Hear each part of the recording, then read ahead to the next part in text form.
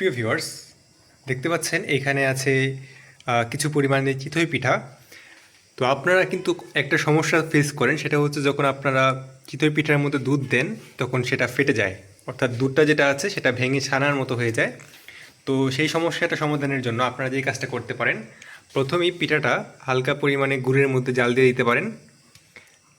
তো জাল দেওয়ার পর যখন আপনারা এইখানে দুধটাও জাল দিবেন এবং সেটাকে যখন ছাড়বেন তখন দেখবেন জিনিসটা ফাটবে না।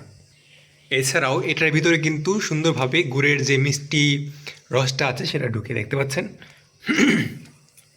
তো এইভাবে আপনারা চাইলে দুধ এবং গুড় দিয়ে দুধ চিতই বাসায় তৈরি করে খেতে পারেন। দেখতে পাচ্ছেন এবার আম্মু দুধটাকে প্রিপেয়ার করে ঢেলে দিয়েছে এখানে।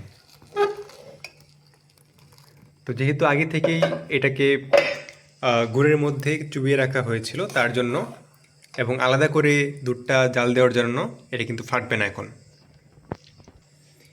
ইনশাল্লাহ এটা হবে আমাদের সকালের ব্রেকফাস্ট। তো ভিউয়ার্স, আজকের মতো এই পর্যন্তই। এই টিপসটি অবশ্যই জানাবেন কেমন লাগলো। তো সকলে ভালো থাকবেন। আল্লাহ হাফিজ।